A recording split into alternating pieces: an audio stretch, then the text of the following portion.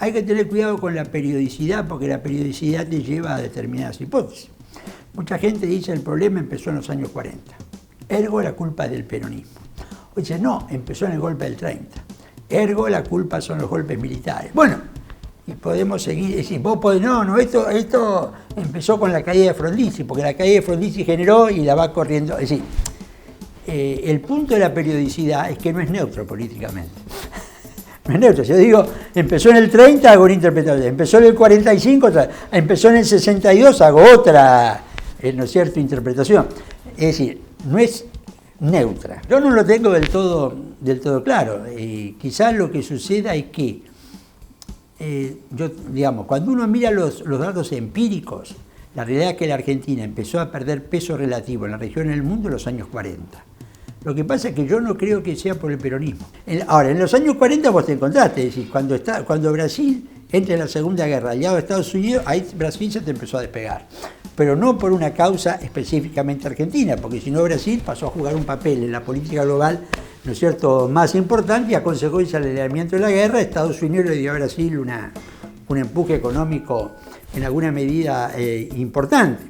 Es decir, hasta el gobierno de Frondizi todavía vos tenías muchos estudios que decían, bueno, Argentina, Corea del Sur, etc., son las economías del futuro, digamos. Todavía había una expectativa que estaba funcionando. Quizás, y aún cuando uno mira a la Argentina a comienzos de los años 70, ya entre los 60 y los 70 había decaído en el sentido que había otros países que habían ido más rápido, ¿no?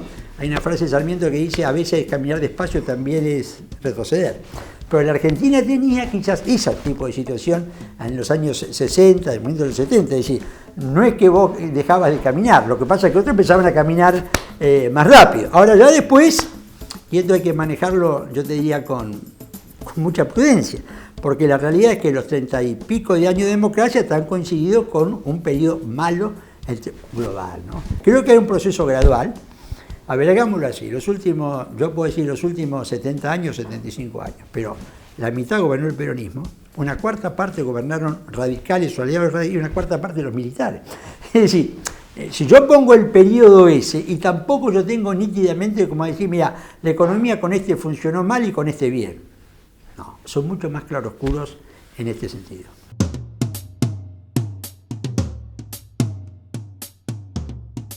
Pospaso, la primera reacción de Macri, votaron mal. Mientras ellos ganaban las elecciones, ese no era el análisis real. No sé si está claro. Ese es el análisis que empieza cuando empiezan a perder elecciones. Mientras tanto era una sociedad que cambiamos, estaba acompañando. Sí, yo creo que la frustración lleva a una visión crítica de la sociedad que para mí es muy claro, la noche del 11 de agosto. Y la mañana sí, votaron mal, se equivocaron. Se equivocaron porque no entienden, no comprenden. Mientras las elecciones sonreían, no había esa idea tan, ¿no es cierto?, despectiva. Como el discurso de grieta social se asentó en la derrota electoral. Me parece, ante todo yo diría, hasta el periodo previo no podía decir que era un gobierno aislado de la realidad social, que dibujaban un modelo de Argentina que no existía y que pensaban, yo diría que mierda, yo creo que había una subestimación de la política. Bueno, subestimación de la política es esa cosa que Durán Barba le explicaba a Macri, que leer los diarios era una tontería. Porque los diarios lo leían nada más que entonces eso no servía para nada. Que leer libros tampoco tenía el menor sentido porque la gente no lee nada, ni que poner citas en discurso no tenía el menor sentido. Es decir, hay toda una aproximación de Macri a la política, bueno, hablándolo francamente. Toda la teoría de Durán Barba apuntó a justificar los baches de ignorancia de Macri. Leer los diarios no importa, leer libros, saber historia, todo eso no sirve. Bueno, eran las carencias que tenía Macri como figura pública, ¿no es cierto?, como líder.